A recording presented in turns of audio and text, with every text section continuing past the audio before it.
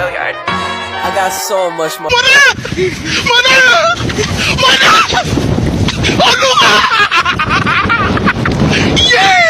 Bombastic side-eye, criminal offensive side-eye. Are you ready, kids? Aye, aye, Captain! I can't hear you. Aye, aye, Captain! Oh! Fucking design on right now. Break it down, bring it back, make it clap. I got 3 old thoughts, new block, wear that thing. Bitches on my line, and you know that. Perang dingin adalah konflik ketegangan politik dan militer antara blok barat dan blok timur. Perang dingin terjadi karena persaingan ideologi antara Amerika Serikat dan Uni Soviet. Perang ini tanpa adanya serangan militer langsung, tidak seperti Perang Dunia.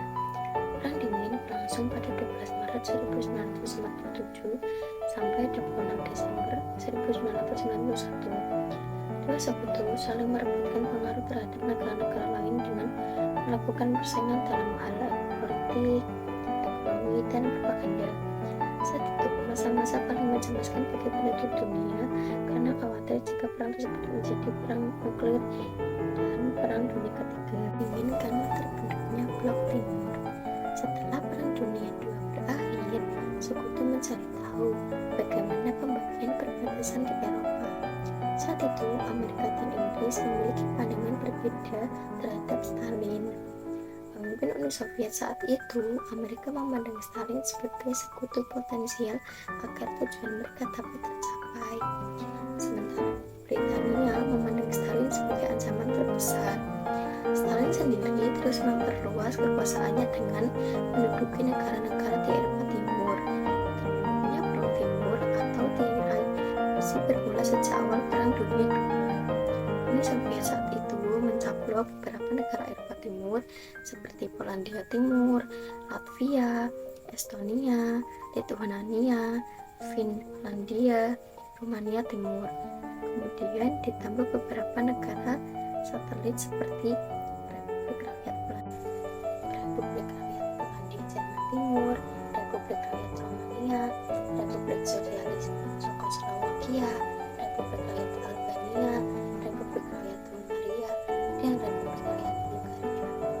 Pada tahun 1958 sampai 1953, Uni Soviet tidak berhasil memblokade sektor paling barat yang dikuasai Amerika Serikat dan Sekutu. Amerika Serikat dan Sekutu membentuk Pakta Pertahanan Atlantik Utara (NATO). NATO merupakan sebuah komando militer terpadu untuk melawan kehadiran Uni Soviet di Eropa yang membuat penyebab Perang Dingin semakin menegangkan. Perang Dingin semakin memuncak ketika Uni Soviet berhasil melakukan percobaan bom atom pertama mereka pada tahun 1949. Hal ini mengakhiri monopoli Amerika Serikat atas bom atom. Pada periode ini pula, Cina juga telah dikuasai komunis. Pada tahun 1950, Uni Soviet secara terang-terangan memberikan dukungannya kepada Korea Utara untuk menginvasi Korea Selatan. Perlu diketahui, di sisi lain Korea Selatan juga mendapat dukungan dari Amerika Serikat. Hal ini memicu Perang Korea yang berlangsung hingga 1953. Berakhirnya Perang Dingin, di samping pembentukan NATO, Blok Timur juga mendirikan Pakta Warsawa pada 14 Mei 1955. Dalam pertemuan di Warsawa, Polandia, pembentukan Pakta Warsawa merupakan bentuk kekhawatiran Blok Timur atas keberadaan NATO yang dapat menjadi ancaman.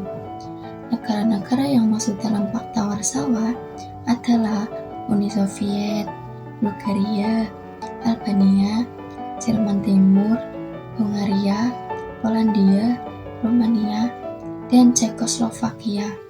Puncak Perang Dingin yaitu pada 1948 sampai 1953, di mana Soviet gagal memblokade beberapa sektor di Jerman Barat. 1962, secara diam-diam Soviet memasang rudal di Kuba untuk dihancurkan ke kota-kota di Amerika Serikat.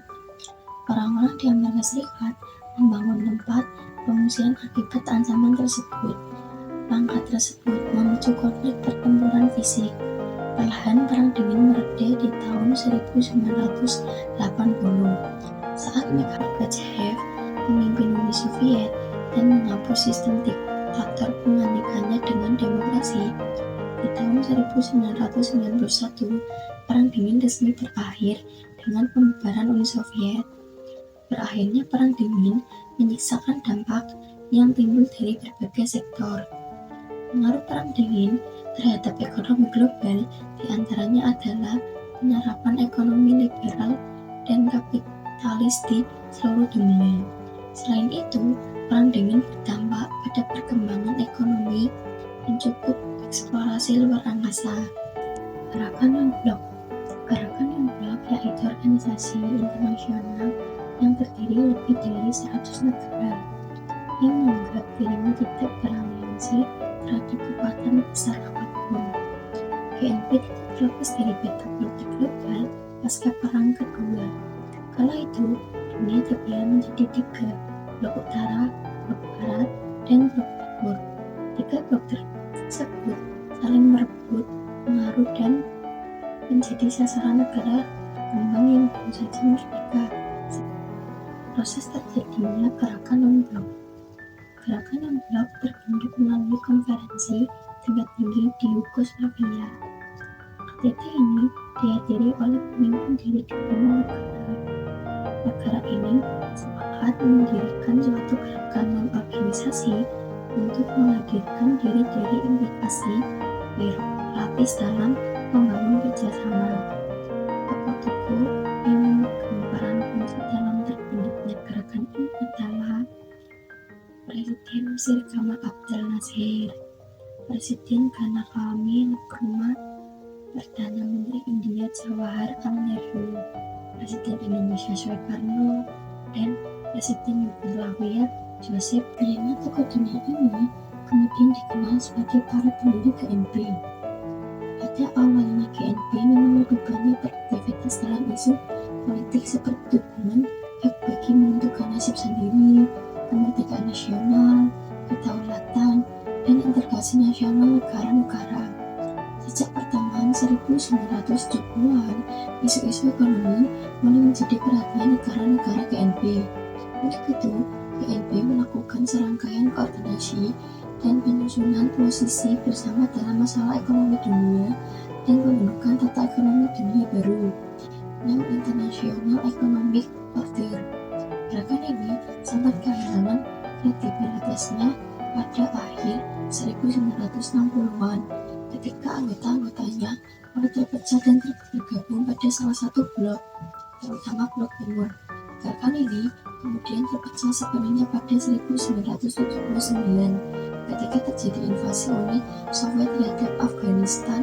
Saat itu, seluruh sekutu Soviet mendukung invasi sementara anggota GNP, terutama negara dengan mayoritas Muslim, tidak mungkin melakukan hal yang sama